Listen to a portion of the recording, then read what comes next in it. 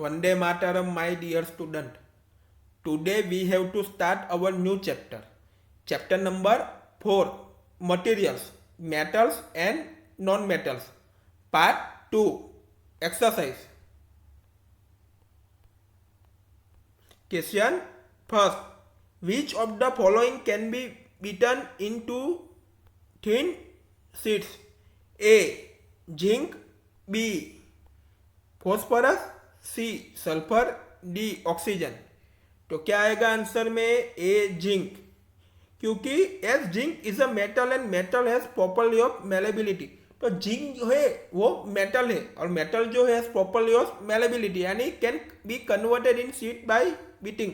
जब उसकी पिटाई करते हैं, बीटिंग करते हैं, तो किस में कन्वर्ट होता है? शीट में कन्वर्ट होता है. Rest of the dis are non metals. तो रेस्ट ऑफ डिस आर वो नॉन मेटल है, इसलिए आपका आंसर क्या आएगा? ए. जिंक आएगा. Question second. Which of the following statement is correct? अब हम सारा स्टेटमेंट देखेंगे, इसमें से कौन सा स्टेटमेंट सही है वो हमें ऑप्शन में टिक करना है. A. All metals are ductile. B. All non metals are ductile. C. Generally metals are ductile. D. Some non metals are ductile. तो सिंपल आंसर में क्या आएगा? C. Generally metals are ductile. क्यों? Mercury और metal is liquid at room temperature and can not be drawn into wires. तो mercury is a liquid at room temperature है और उसको क्या ड्रॉन नहीं कर सकते, उसको ड्रॉन करके क्या नहीं कर सकते, वायर नहीं बना सकते. Therefore it is not ductile. Ductile नहीं है, so option A is incorrect. Not a single non-metal is ductile. So option B and D are incorrect. तो कौन सा ऑप्शन रहा? ऑप्शन सी रहा. Generally metals are ductile.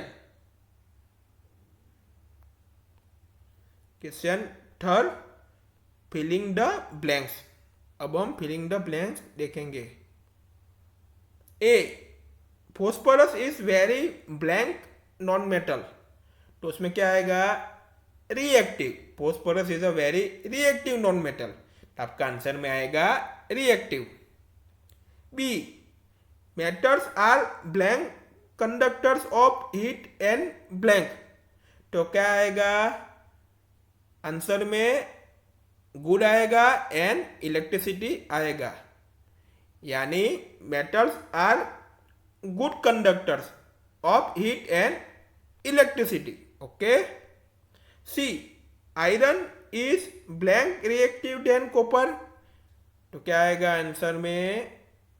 more. Iron is more reactive than copper. D. Metals react with acid to produce blank gas. आपका answer में क्या आएगा? Hydrogen. Metals react with acid to produce. Metal का acid के साथ react होता है तो क्या प्रोड्यूस होता है? Hydrogen gas. का आंसर में क्या आएगा? हाइड्रोजन.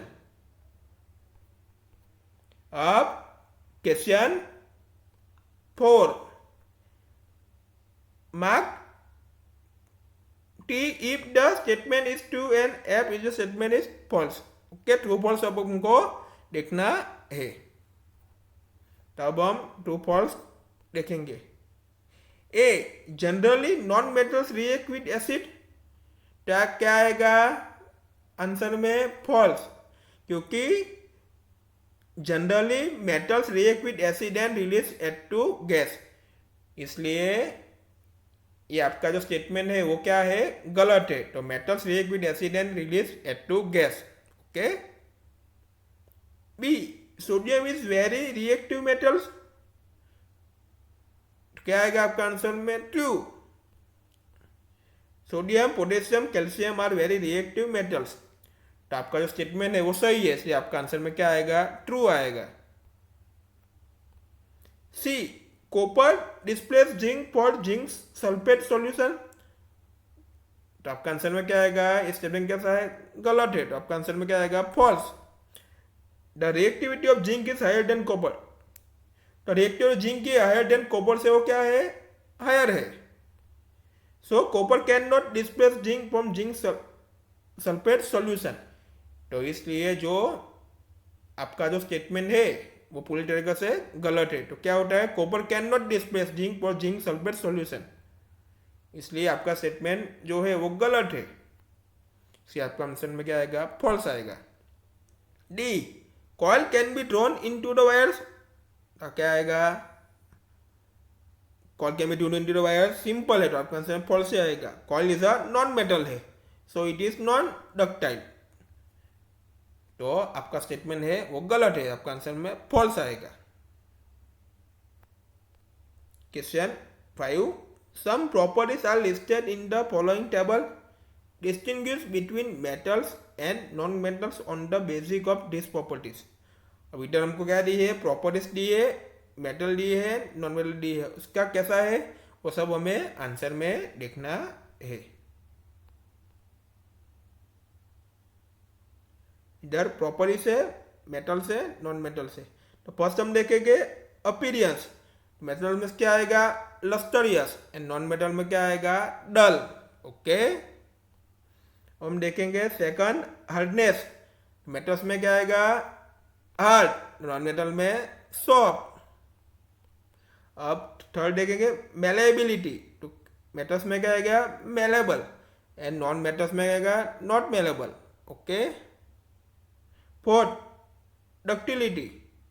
मेटल्स में क्या आएगा, डक्टाइल, नॉन मेटल्स में क्या होगा, non ductile. Okay, 5 heat conduction. तो मेटल्स में क्या आएगा, गुड कंडक्टर, नॉन मेटल्स में क्या आएगा, bad conductor. Okay, 6 conduction of electricity. Metals में क्या आएगा, गुड कंडक्टर, नॉन मेटल्स में क्या आएगा, बैड कंडक्टर। ओके,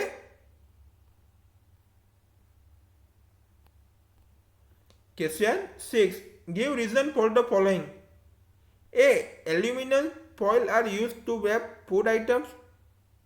उसका हम आंसर देखेंगे। A, aluminium foil are use to wrap food items because aluminium is highly malleable. तो रैपिंग फूड में किसका यूज होता है, एल्यूमिनियम फॉइल्स का यूज होता है। कोई भी आइटम लेने जाओ आप फूड की, तो किसके रैपिंग हुए, एल्यूमिनियम फॉइल्स के टू ही वो रैप होता है। तो एल्यूमिनियम क्या है, एल्यूमिनियम इज हाईली मेलेबल है। It can be beaten into the thin sheet. तो और उसको बीटिंग करके किसमें होता है, उसके बाद क्या बनता है, थिन शीट बनता है। More over it does not react with food. तो उसका कोई भी रिएक्ट फूड के साथ नहीं होता है, इसलिए एल्यूमिनियम फॉइल का यूज वेब फूड आइटम्स में होता है। B, immersion rods for heating liquids are made of metallic substance. तब उसका आंसर हम देखेंगे B, metals are good conductor of heat and electricity. तो मेटल्स क्यों है, वो गुड कंडक्टर्स है हीट एंड इलेक्ट्रिसिटी के। Therefore immersion rods for heating liquid are made of metallic substance. तो immersion rod of heating liquid जो किससे बने होते हैं, मेटालिक सब्सटेंस से बने होते हैं। C, copper can not displace zinc for its salt solution. C, answer में हम देखेंगे the reactivity of zinc is higher than copper. तो जिंक की रिएक्टिविटी कॉपर से क्या है, हायर है। Only a metal of higher reactivity can displace a metal of lower reactivity from its salt solution. तो मेटल की हायर रिएक्टिविटी और can displace a metal of lower reactivity only, वो किसमें, salt solution में ही ऐसा होता है। So copper can not displace zinc from zinc sulphate solution. तो कॉपर जो है can not displacing zinc from the zinc sulphate solution में वो डिस्प्लेस नहीं होता। D, sodium and potassium are stored in kerosene. Answer D, sodium and potassium are highly reactive metals. तो sodium reactive क्या है, मेटल का हाईली रिएक्टिव है। They can get fire even when they come in contact with air. तो जब उसका air के साथ कॉन्टेक्ट होता है तो वो क्या हो जाता है, fire. So they have to keep in kerosene, इसलिए उसको केरोसिन के साथ स्टोर करना पड़ता है। Question 7. Can you store lemon pickle in an aluminum utensil? Explain. Answer. No, we cannot store lemon pickle in aluminum utensil. तो aluminium utensil के अंदर लेमन पिकल को हम स्टोर नहीं कर सकते. As metal react with acid to liberate hydrogen gas. तो metal जो है रिएक्ट होता है एसिड के साथ to liberate hydrogen gas. The pickle can be spoiled. Pickle का क्या हो जाता है? स्पॉइलेड हो जाता है.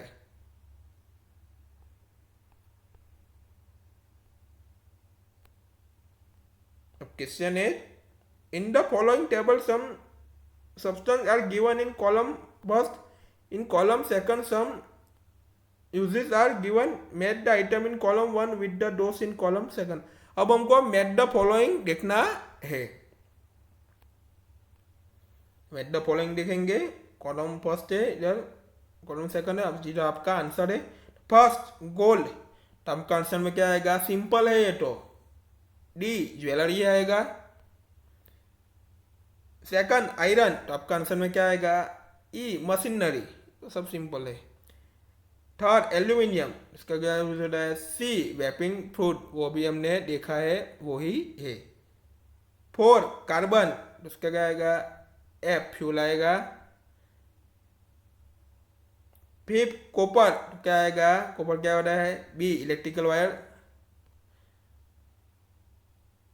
सिक्स मर्क्यूरी, तो क्या आएगा? A thermometers. तो ये सब तो सिंपल ही है. ओके.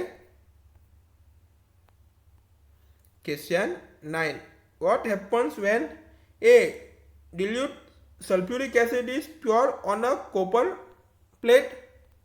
अब उसका आंसर हम देखेंगे. Answer A, copper does not react with dilute sulfuric acid. तो कॉपर का कुछ भी रिएक्ट नहीं होता dilute sulfuric acid के साथ. When concentrated sulfuric acid is poured on the copper plate, तो concentrated sulfuric acid is poured on the copper plate के साथ होता है. Copper react with sulphuric acid to liberate hydrogen gas. तो copper का किसके साथ रिएक्ट होता है? सल्फ्यूरिक एसिड के साथ क्या होता है? To liberate the hydrogen gas होता है. अब हम पूरी प्रोसेस देखेंगे, कैसा रिएक्शन होता है वो देखेंगे. तो इधर क्या है? Cu यानी कॉपर प्लस H2SO4 यानी सल्फ्यूरिक एसिड. तो कॉपर प्लस सल्फ्यूरिक एसिड क्या होता है रिएक्शन? CuSO4 यानी कॉपर सल्फेट प्लस क्या होता है? हाइड्रोजन. तो कॉपर प्लस सल्फ्यूरिक एसिड क्या होता है? कॉपर सल्फेट होता है. तो CuSO4 आएगा प्लस H2 यानी क्या होता है? Hydrogen gas. Okay. P iron nails are place in copper sulphate solution. उसका आंसर देखेंगे. B the reactivity of iron is more than copper. तो आयरन की रिएक्टिविटी कॉपर से क्या होती है? मोर होती है. So iron will displace copper from copper sulfate solution. तो आयरन जो होता है will displace from copper sulfate solution. In this reaction, the blue color of the copper sulfate pairs. तो इस रिएक्शन में क्या है? ब्लू कलर से कॉपर सल्फेट पेयर्स. तो इधर हम पूरी रिएक्शन देखेंगे. तो इधर क्या है? Fe है यानी आयरन है. उसका किसके साथ रिएक्ट होता है? कॉपर सल्फेट के साथ. ओके. तो क्या होता है? आयरन के डिस्प्लेस फ्रॉम कॉपर. तो क्या होता है? इधर FeSO4 यानी क्या बनता है? आयरन सल्फेट प्लस क्या हो गया? आयरन में से प्लस Cu यानी कॉपर. ओके. तो क्या आ गया? Fe प्लस CuSO4 क्या हो गया? FeSO4 प्लस Cu आ गया. यानी आयरन प्लस कॉपर सल्फेट, उसका क्या होगा? आयरन सल्फेट प्लस कॉपर हो गया. ओके. तो वो रिप्लेस हो गया. वो सिंपल है.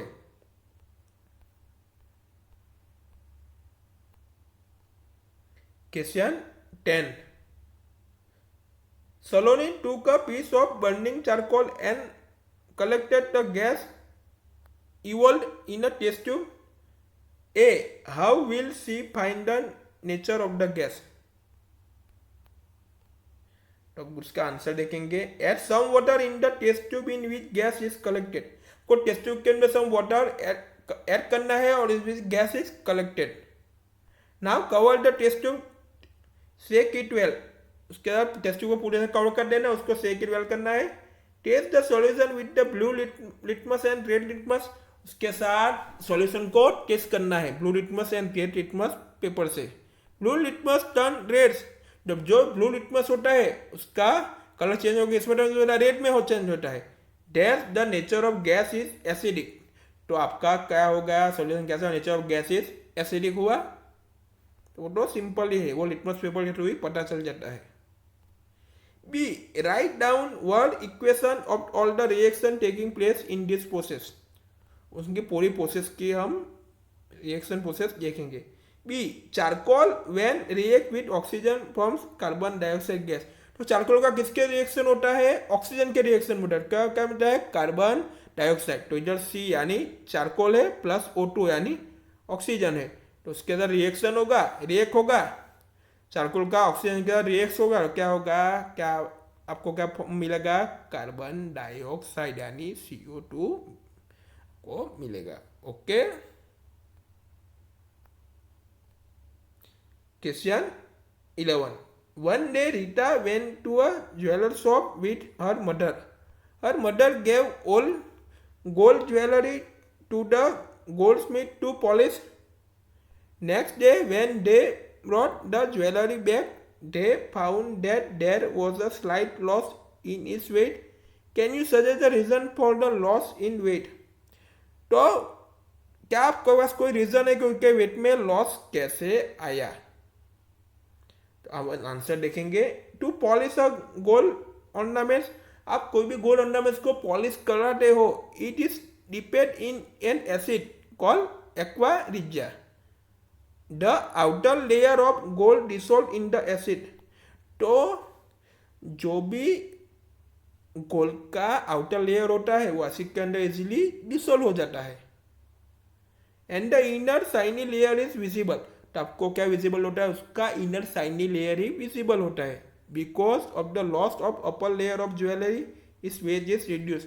तो क्यों होता है, तो upper layer of the jewellery होता है उसको लॉस है क्योंकि उसका वेट रिड्यूस हो जाता है, इसलिए उसका वेट लॉस हो जाता है।